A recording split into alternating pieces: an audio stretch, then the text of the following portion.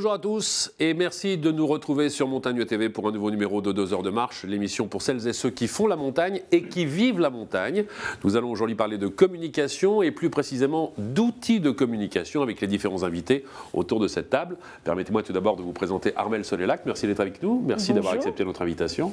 Vous êtes la PDG d'une société qui s'appelle Switch Consulting et vous êtes une grande spécialiste des réseaux sociaux. C'est cela. Effectivement. Il va falloir m'éclairer, il va falloir m'expliquer parce que je n'y connais absolument rien. Je compte sur vous. Très bien. Face à vous, Loïc Perrault. Merci d'être avec nous également, Bonjour. Loïc. Vous êtes manager du pôle Interactive et associé à l'agence Altimax qui est installée à Annecy depuis 1998. Très bien. Et vous êtes accessoirement créateur de textiles également. Voilà, c'est de la communication. Ça, c'est bien joué. Ça, c'est de la communication. Et on continuera à parler de communication avec Patrick Granterie. Vous êtes le directeur général de Lumiplan Montagne. C'est une filiale de Lumiplan ? Tout à fait, filiale de Lumiplan qui installée au agit niveau aussi. international, Lumiplan. Alors Lumiplan qui est en France, c'est une PME française, mais qui travaille à l'international. Oui. Sur la ville, sur le sport, les équipements de stade, gymnase, dans les transports et la montagne. Et vous mettez en place des outils de communication visuelle, vraiment, dans les montagnes aujourd'hui, qui ont beaucoup évolué, je dirais, au cours des dernières années. Tout à fait, à l'origine, 72, on faisait les premiers plans de piste électroniques.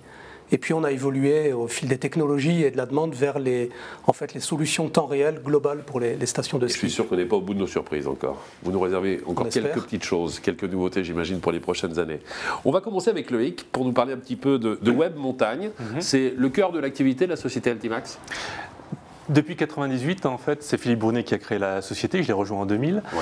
Et depuis le début, en fait, on a mis dans cette même maison les études et le conseil marketing Oui. et tout ce qu'on appelait à l'époque la communication multimédia, qui est devenue la communication digitale. Oui.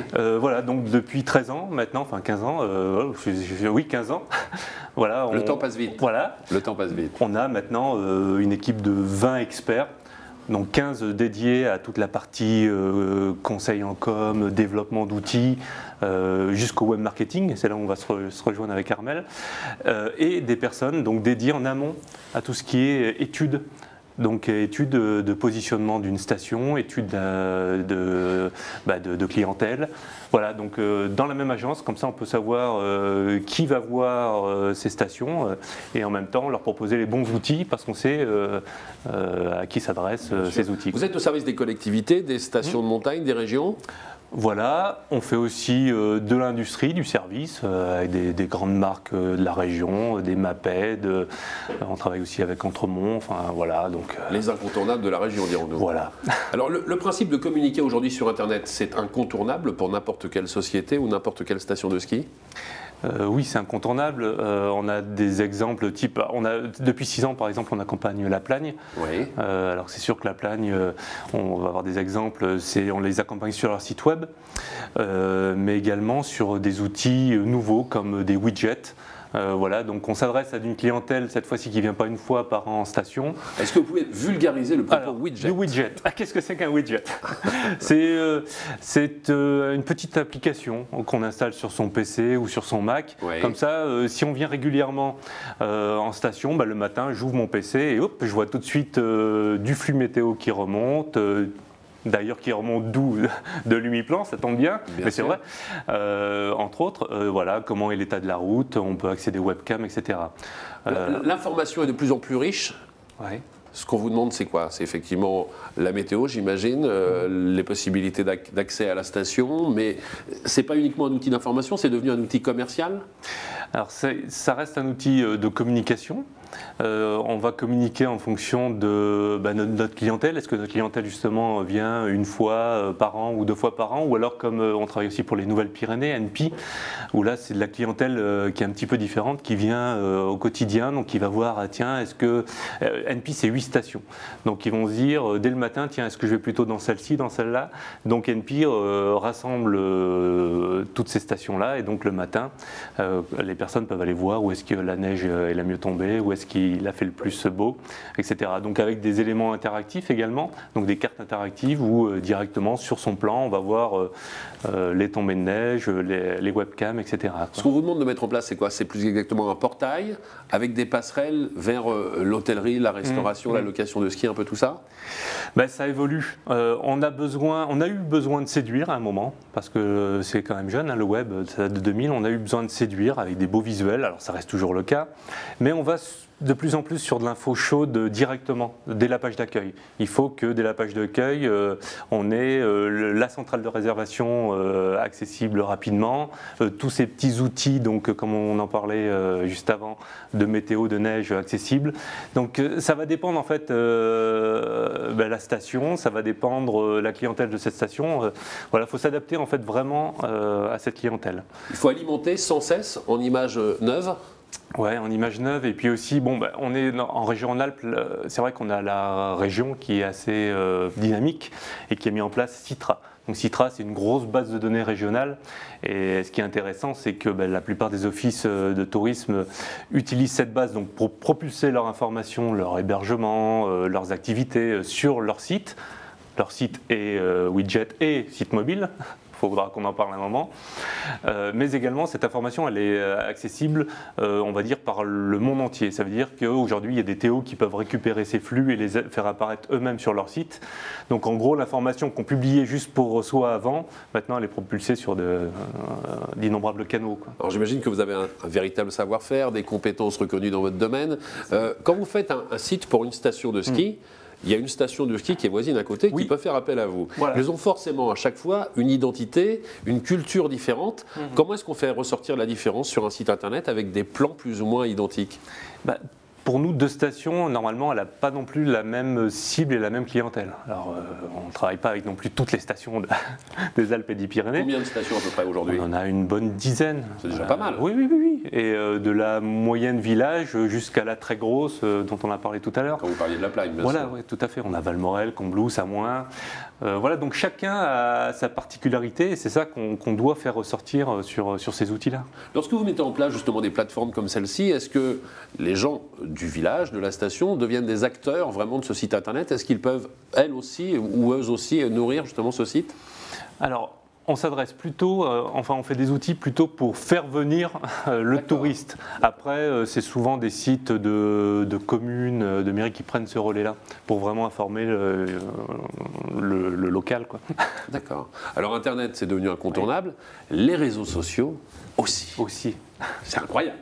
De plus en plus de personnes communiquent avec les réseaux sociaux. C'est important de savoir que je viens de faire une piste et je communique, j'envoie une information à des amis pour leur faire savoir que la neige est bonne ou ceci ou cela. C'est pas que ça, j'imagine. Hein. Non, c'est pas que ça. Il faut savoir qu'à l'heure actuelle, les informations qui sont échangées sur les réseaux sociaux sont plus importantes que celles échangées par email. Donc on utilise depuis 2009 davantage les réseaux sociaux pour communiquer que l'email sur Internet. Pour quelle raison?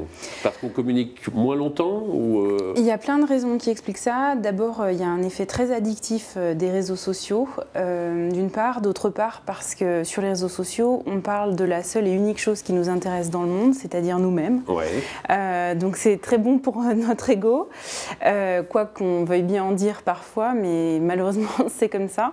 Et puis parce que effectivement, ça permet, dans un monde où les cellules familiales sont de plus en plus éclatées, où les gens sont aussi avec beaucoup de mobilité, que ce soit dans leur travail ou dans leur vie personnelle, loin de leurs proches, loin de leurs cellules d'amis ou familiales, et ont besoin de rester en connexion avec ces personnes-là. Et dans une société qui est très instable comme la nôtre, qui évolue extrêmement vite, et bien finalement, ça nous permet, dans des temps très courts, de savoir où sont nos amis, ce qu'ils font, comment ils vont, et de communiquer aussi sur nous-mêmes à leur intention. J'imagine que vous touchez à chaque fois des cibles complètement différentes, tranches d'âge différentes, classes socio-professionnelles différentes, sites géographiques différents aussi. Comment on fait pour communiquer une même information à des gens différents? Eh bien, on essaye de changer le message. C'est un peu comme d'offrir plein de cadeaux qui sont toujours les mêmes, mais avec un paquet cadeau qui est différent. Donc, quand je vois les gens qui communiquent et qu'on voit justement des informations toute la journée, je me dis que vous n'avez pas suffisamment de 24 heures pour communiquer. Je ne suis pas toute seule, hein. J'ai une grande équipe derrière moi, très efficace. Et effectivement, on essaye de faire appel à la créativité de chacun pour pouvoir véhiculer ces messages à tous, de façon à ce que ça touche chacun individuellement, même si l'information est parfois la même. On considère que c'est un véritable complément par rapport à des sites internet comme ceux que peuvent développer Loïc? Absolument. Et d'ailleurs, on travaille régulièrement avec Altimax, donc oui, on travaille ensemble. Comment s'effectue la collaboration ou le partenariat? Ça dépend des fois, c'est-à-dire que sur les aspects marketing, puisque chez Switch, on a aussi un pôle marketing, on va parfois ensemble sur certaines missions parce qu'on est complémentaires du fait de nos expériences respectives. Pour ma part, j'ai fait le tour du monde des stations de ski, donc j'ai une approche montagne qui est très très importante et un benchmark, c'est-à-dire une comparaison avec ce que font les étrangers qui est très forte. Par ailleurs, Altimax a des compétences sur le développement web qu'on ne fait pas du tout chez Switch et c'est pour ça qu'on peut être compétents ensemble sur des approches, sur des missions digitales. Quand vous disiez que vous aviez fait le tour de tous les domaines skiables à travers le monde, c'est quoi? C'est plus de 200 domaines skiables? Oui, c'est 269 domaines skiables dans 26 pays sur 5 continents et ça m'a pris 2 ans. Donc ça vous a pris 2 ans de faire le tour? Tout à fait. Pour ensuite vous retrouver avec un bilan qui est les stations françaises se portent bien? Je ne sais pas, je pose la question. Ça dépend des années, d'abord. Et ensuite, c'est sûr qu'on a certainement parmi les plus beaux domaines skiables du monde. Après, en communication et en marketing, on est loin d'être les meilleurs. Et justement, on a une marge de progression. Les médias sociaux aident à développer cette notoriété et cette mise en marché des stations de ski. Très bien. Alors, animer les réseaux sociaux, c'est bien. Créer du flux dans les stations, c'est encore autre chose. Essayer de les faire venir, justement, pour découvrir parfois des sites. Il y a une opération que vous avez mise en place il y a quelques temps, que j'ai trouvé très, très originale. C'était plus ou moins une chasse au trésor que vous organisiez. Alors, ça s'est fait sur Paris, je crois, mais peut-être l'avez-vous organisé dans d'autres villes? Alors, on en a organisé d'autres pour des marques de sport outdoor, puisque nous travaillons aussi pour des marques. Celle-ci, c'était une première, c'était pour la station mythique de Chamonix. Et en l'occurrence, ce qu'il faut savoir sur les réseaux sociaux, l'un des pièges derrière lesquels dans lequel il ne faut pas tomber, c'est l'idée que tout se passe sur les écrans. Or, se cacher derrière un écran, c'est pas du tout une bonne solution. Le but, c'est quand même que les gens viennent nous voir en station. Et donc, on a créé une chasse au trésor dans Paris, avec un certain nombre de lots, dont des séjours sur Chamonix. Et le très gros lot, c'était un week-end de rêve avec départ immédiat. Donc c'était une surprise complète pour la personne qui a gagné ce week-end et qui a été accueillie par Aurélien Ducrot, donc champion du monde de freeride et qui a eu la chance de pouvoir skier avec lui à Chamonix. On va voir tout de suite la réaction de cet heureux vainqueur. Regardez un petit peu comment ça s'est passé. C'était dans les rues de Paris il y a quelques semaines.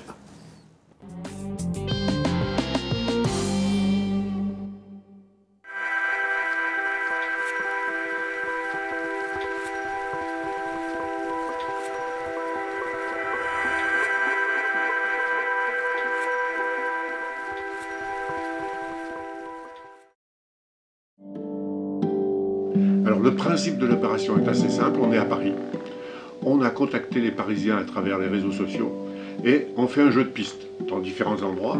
Le jeu de piste, on a quelques questions, il faut trouver quelque chose, les gagnants auront une petite surprise chaque fois qu'ils gagnent quelque chose.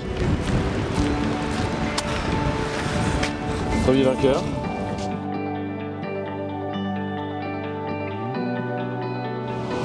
Chamonix! Une belle veste, on a un forfait qui est valable pour 2 personnes sur toute la vallée de Chamonix. Merci beaucoup. Merci d'avoir participé, j'espère que vous aurez de bonnes vacances à Chamonix. Et le dernier qui arrive proche de la gare de Lyon, lui, il doit trouver bien évidemment un lieu, et s'il gagne, eh bien on lui dit, est-ce que vous, dans une demi-heure, vous pouvez prendre le train qui vous attend, et on vous emmène à Chamonix dans un week-end extraordinaire.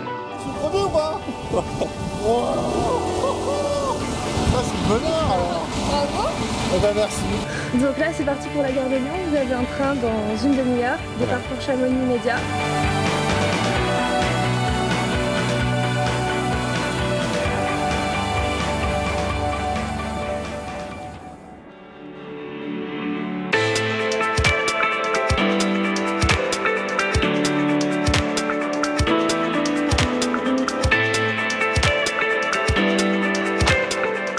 À demain.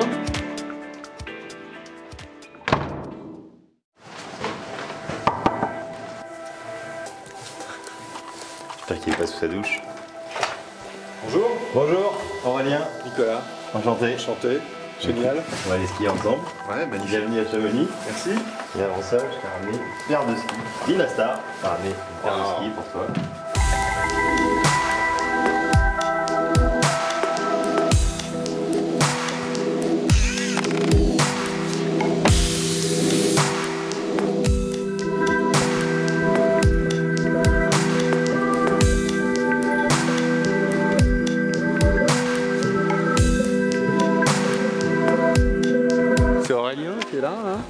il va m'emmener partout, voilà, c'est son domaine. Je suis ravi, c'est absolument dément de skier avec un gars de son niveau.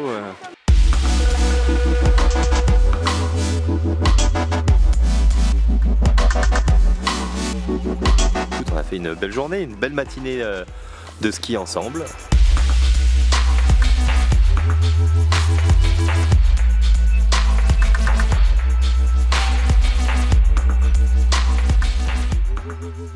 Week-end formidable, j'avais le choix entre un week-end dans la grisaille parisienne ou arriver ici, me faire bichonner tout le week-end. On m'a passé tout cet équipement formidable, j'ai skié avec un champion du monde, j'ai eu droit à un massage, à un dîner gastronomique, on peut difficilement rêver mieux, quoi.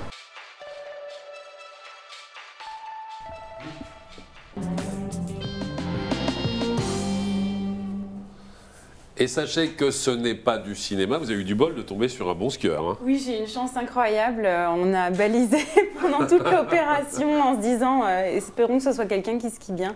Bon, on avait un plan B si jamais on était tombé sur quelqu'un qui ne skiait pas du tout. Mais pour preuve que ce n'est pas du cinéma, il dit je vais quitter la grisaille parisienne, ça c'est la réalité, pour se retrouver ensuite à Chamonix dans un décor de rêve. En tout cas, c'est une belle opération que vous avez menée ensemble plus ou moins, non? Tout à fait. En fait, j'ai fait appel aux compétences d'Altimax puisque nous, on ne fait pas du tout les développements derrière et ils ont créé toute l'application qui a permis de faire ce jeu mobile et qui était en fait en responsive design, c'est le terme exact. C'est-à-dire que ça s'adapte à tous les écrans. Les personnes pouvaient jouer sur téléphone mobile, sur tablette ou sur ordinateur. Très bien. Alors, je posais la question tout à l'heure à savoir si effectivement le web, comme les réseaux sociaux, étaient vecteurs de flux aujourd'hui dans les stations. Est-ce que c'est une réalité? Est-ce qu'on peut quantifier cela ou pas encore?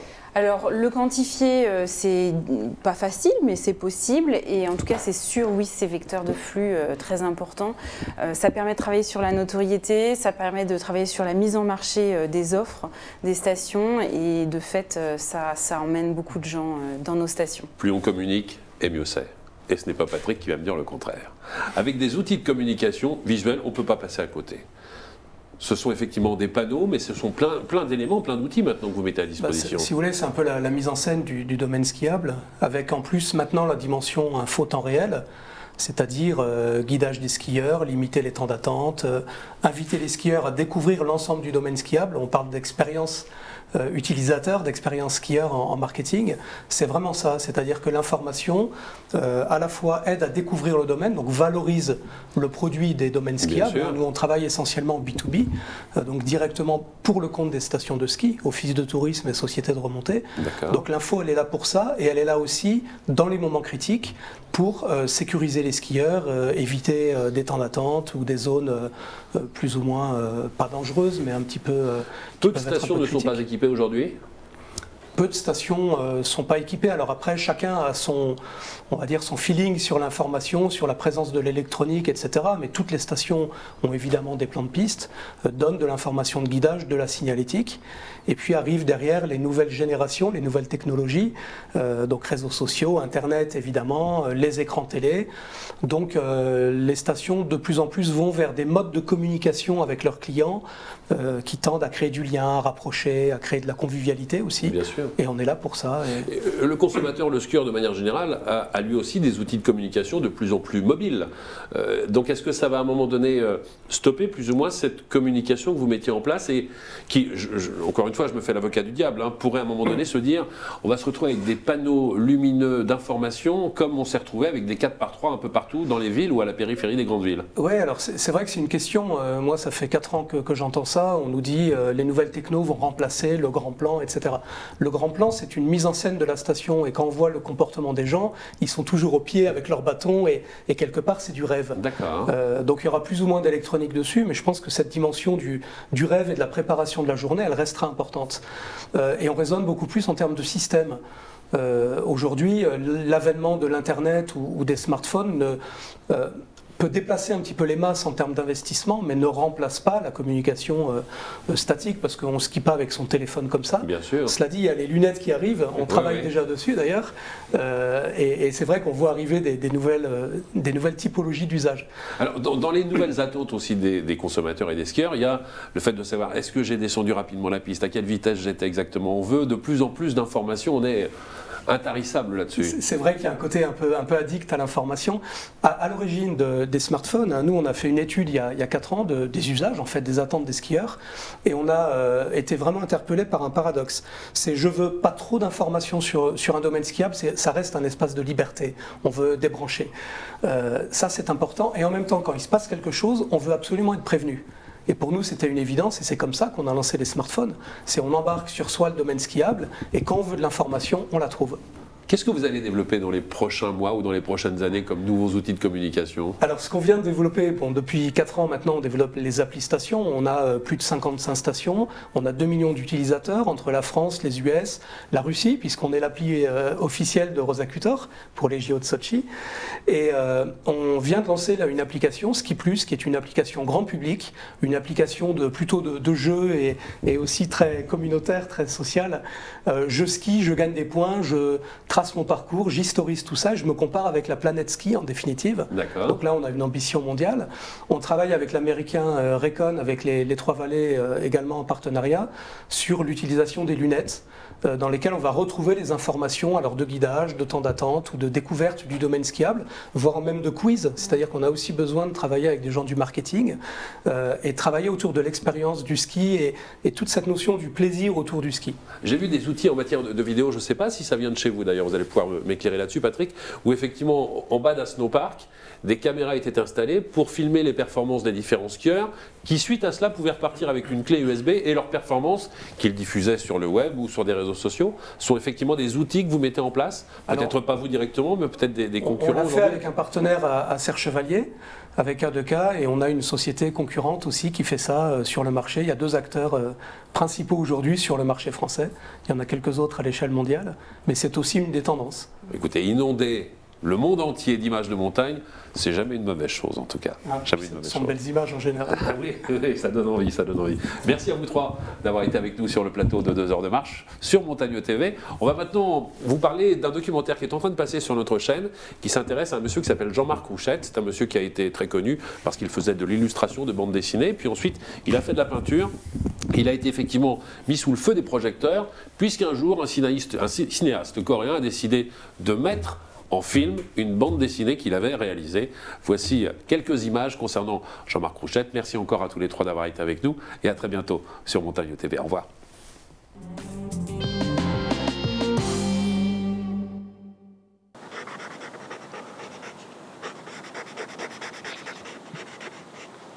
Cette envie de peindre, d'abord, ça a été une envie de dessiner, et puis après, la peinture, c'est venu à Grenoble, en fait. J'étais interne au lycée Champollion, et tous les mercredis, j'allais au musée municipal de Grenoble, qui était place Verdun à l'époque. Et donc, j'étais un jeune garçon, je devais avoir 12-13 ans, et je rentrais dans ce truc, et je regardais les peintres que j'adorais. Et les peintres que j'adorais, c'était Soutine, c'était Delatour, c'était Fantin-Latour. À l'époque, Guetta n'était pas au mur, malheureusement, mais enfin bon, et voilà, et donc je me suis nourri de tous ces tableaux, quoi.